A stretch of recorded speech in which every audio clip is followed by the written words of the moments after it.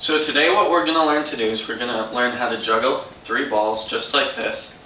3 balls, 3 round objects, doesn't really matter what. But one of the first things we want to, one of the first and most important things is you need lots of room around you.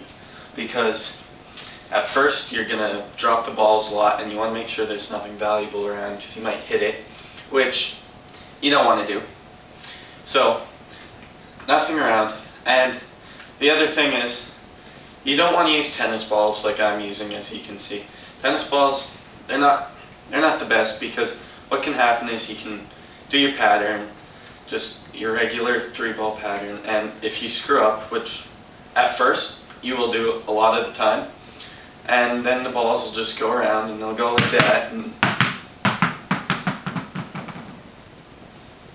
they'll go around and you lose the balls and you have to chase them and they bounce really far. So it's not always the best idea. So what we're going to use is we're just going to use 3 beanbags bought from a dollar store. It doesn't really matter. You can get real juggling balls or real juggling beanbags, but at first it doesn't really matter. You can just use whatever you got. I like these because they're nice just to bounce around, and when you drop it like this, all it does is it just hits the ground. It doesn't bounce like this again. Just hits the ground, doesn't come back. So it's very simple. You don't have to chase it. You don't have to go very far. So it's a very simple solution. The first step to learning how to juggle 3 balls is, first off, you got to start with 1 ball. So we'll just forget about these other 2 first. So what you got to do, first things first, is you pretty much have to throw it from hand to hand. Just like this. No big deal. Except there are a few key points you have to remember. You got to have your elbows tucked in. You can't have it go like this and it just looks stupid. The other thing is you want to throw it at about head height. It's okay to throw it a little bit higher or a little bit lower, whatever you're comfortable with, but head height is a good level and it just works. So the other thing is you want to follow through on your throws. You don't want to quit on it, and a lot of the time you sort of make a circle motion with your hands. You don't have to force it at this point, but it does help. Your hands sort of go like this when you catch it because the next ball is coming over here.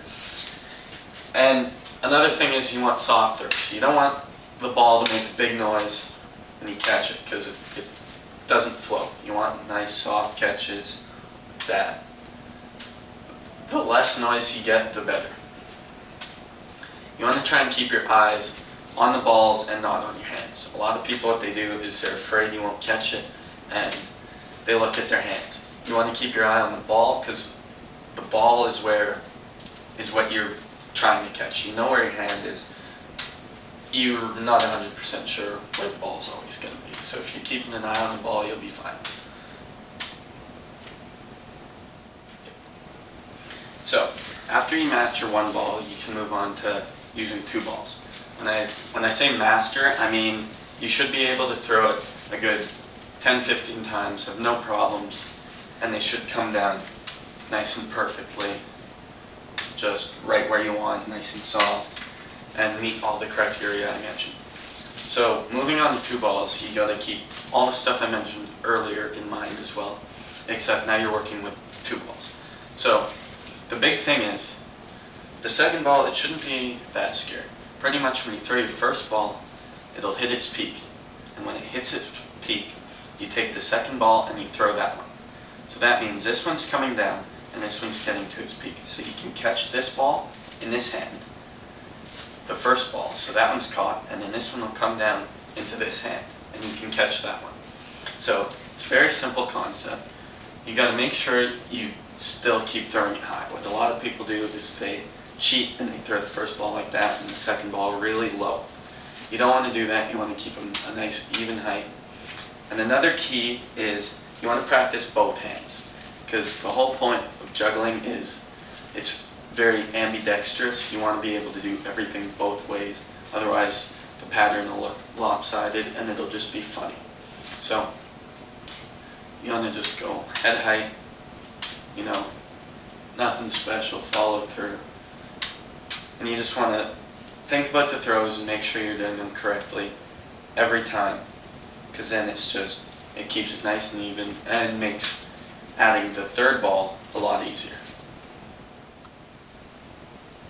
So now that you've learned how to juggle 2 balls properly and you've mastered it and you've met all the previous criteria that I've told you about, we're going to move on to 3 balls. Now the only difference about 3 balls is from 2 balls is it's pretty much the same thing, you just continue on. So when this ball's up, you throw this one. And then when this ball's up at the top of the peak, you throw this one. And you continue in that fashion.